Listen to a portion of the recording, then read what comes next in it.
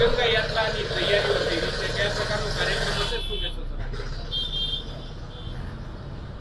ચાલુ વર્ષે 15મી ઓગસ્ટ એટલે કે સ્વતંત્રતા દિનની ઉજવણીના ભાગરૂપે 10 ઓગસ્ટ 2024 શનિવારના રોજ રાજ્યની પ્રથમ તિરંગા યાત્રા રાજકોટ શહેરમાં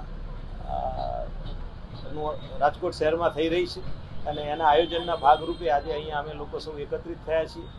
આપ જાણો છો એ રીતે આપણે આ બહુમાળી ભવનનો જે ચોક વિસ્તાર છે ત્યાં આગળથી તિરંગા યાત્રાનું આપણે પ્રસ્થાન કરાવીશું અને તિરંગા યાત્રામાં ગઈકાલે બધા જ પદાધિકારીઓ માનનીય મંત્રીશ્રીની ઉપસ્થિતિમાં રાજકોટ શહેરના સૌ સન્માનનીય નાગરિકો, બધી સંસ્થાઓ, તમામ NGO, શાળા સંકુલો, કોલેજ સંકુલો, તમામ યુનિવર્સિટી બધાની જ સાથે એક બેઠક કરેલી છે અને તિરંગા યાત્રાનો ઉત્સાહ ગઈકાલની બેઠક પરથી અમારો પણ બેવડાઈ ગયેલો છે.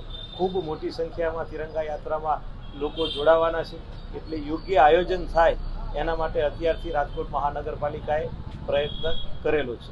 જે રીતે અમને માહિતી મળી છે તે મુજબ તિરંગા યાત્રાની અંદર ગુજરાત રાજ્યના માનનીય મુખ્યમંત્રીશ્રી ઉપરાંત કેન્દ્રીય મંત્રીશ્રીઓ, રાજ્ય સરકારના સન્માનનીય મંત્રીશ્રીઓ અને સૌ પદાધિકારીઓ પણ આ તિરંગા યાત્રામાં જોડાશે. તિરંગા યાત્રાનો રૂટ આપણે બેઠા છીએ એ સ્થળથી ચાલુ થઈ અને ગાંધી સ્મૃતિ જ્યુબિલી ગાર્ડન પાસે ત્યાં આગળ એનો અંત થશે અને લગભગ 1.5 કિલોમીટર જેટલો યાત્રાનો રૂટ છે અને એનો હોલ્ડિંગ એરિયા જ લગભગ 1 કિલોમીટર જેટલો થાય છે.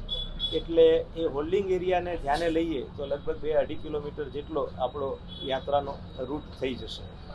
યાત્રામાં વચ્ચે વિવિધ સ્થળે આપણે એક ચેર સ્ટેશન દર 100-150 મીટરે આયોજન કરેલું છે.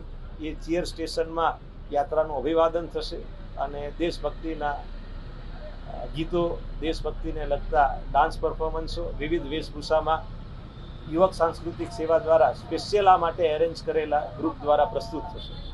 આ ઉપરાંત રાજ્ય સરકાર દ્વારા અને રાજ્ય સરકારના બીજા વિવિધ વિભાગો દ્વારા સ્વતંત્રતા પર્વની ઝાંખી કરાવવા માટે, દેશની આઝાદીના આટલા વર્ષો પછી દેશે કરેલા વિકાસની ઝાંખી કરાવવા માટેના ટેબ્લો પણ રાજ્ય સરકાર તરફથી આ યાત્રામાં ભાગ લેવા માટે મોકલવામાં આવનાર છે.